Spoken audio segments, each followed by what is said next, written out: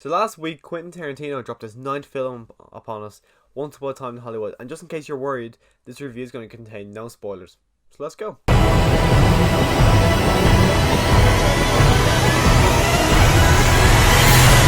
Hi, my name is Lushan Downer, and I love to watch movies. Now, I haven't seen all of Quentin Tarantino's movies, but for the ones I have seen, I actually really do enjoy, and I've watched them all many times. Now, if you haven't actually come across my channel before, I do movie reviews, rankings, I review Theatre Walking every week, I do monthly hauls of whatever I bought that month, and if you want to see all that kind of stuff, consider clicking that subscribe button down below. So, Once Upon a Time in Hollywood follows a failing actor, Rick Dalton, played by Leonardo DiCaprio.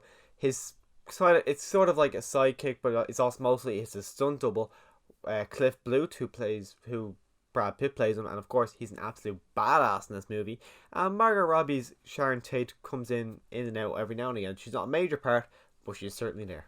Quentin Tarantino did a magnificent job of bringing you back to the 1960s Hollywood, where if you showed me without all the special effects, like the high definition and everything, if you showed me that movie, I would have believed it was made back then, because the streets and everything, it just looks like Hollywood back then.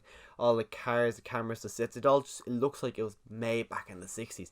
It's just a magnificent job of making you believe that this is based in the 60s. And then DiCaprio and Brad Pitt's relationship in this movie is probably my favourite aspect of this entire thing, where you really believe that these two are best mates and that they hang out all the time and they just do everything together because they're just so good.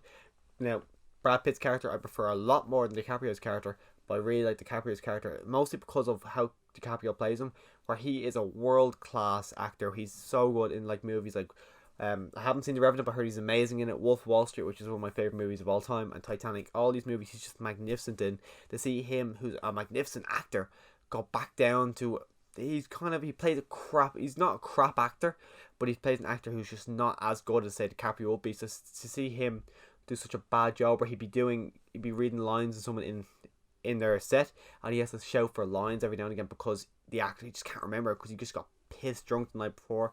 So seeing him being a raging alcoholic was great to see. You just seeing DiCaprio do just him being someone completely crap.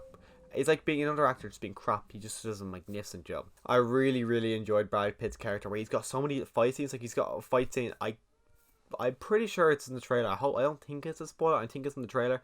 But he fights Bruce Lee at one point, and it's such an entertaining fight, especially seeing Bruce Lee. It's extremely entertaining. There's a fight where, if he's a man where he does not give a shit. If you're annoying him, he'll just square punch you right in the face. Doesn't care who you are or what you're doing. He'll just punch you square in the face, and it's completely badass. And even the last 15 minutes, where I heard a lot of people actually have problems with it, I thought was the best part of the entire movie. I just loved the last 15 minutes of this movie. It was actually brilliant. Now, Margot Robbie wasn't in this movie as much as I thought she was going to be. She's one of my favourite actresses, because she's like Wolf of Wall Street. I thought she was great. She's okay as Harley Quinn, but then in I, Tonya, I thought she did an amazing performance there. So I was actually excited to see her in a movie again, because I think I, Tonya was like 2017, so it's been a while to see her again. But she's not really a main character in this movie.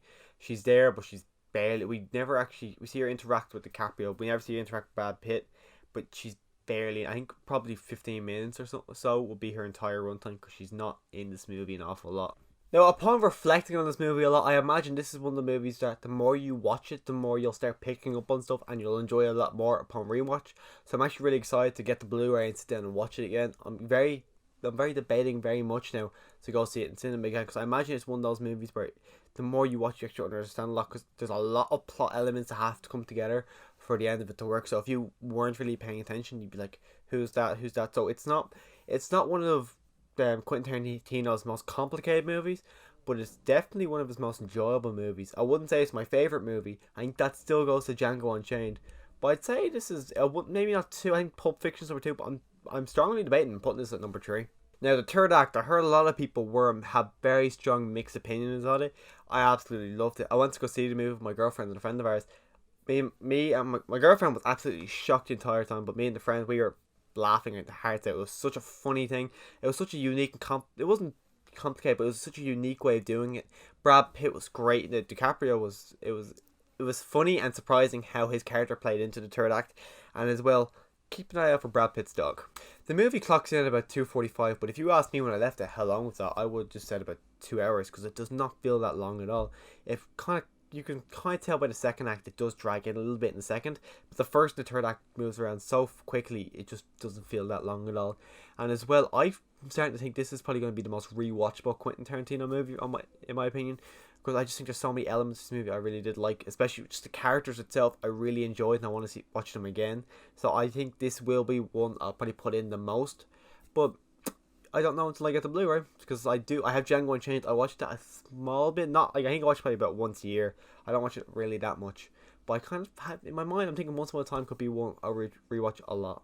Overall, this is a movie I'd 100% recommend. Now, I went to see this in IMAX. Probably, I don't think it would overly matter if you don't see it in IMAX, but you know, IMAX is it's a lot better than just a normal cinema. So if you want to go see it, I'd highly recommend you just go see it in cinema. It's not really one, like, you won't lose anything by watching it on your iPad, but if you just, you can't not see a Quentin Tarantino movie in the cinema, because this movie is just it's an experience going to see a Quentin Tarantino movie, because we don't get them that often. So you've got to go see this as quick as you can. There's nothing really majorly to get spoiled for you, but as well, just you kind of want to go into this completely fresh and not know anything. So just go. I 100% recommend you go see this in cinema as soon as you can. And if you did see the movie, let me know what your thoughts on the movie are down below. Let me know what your favorite Quentin Tarantino movie is down below. Click subscribe, like, and as always, thanks for watching.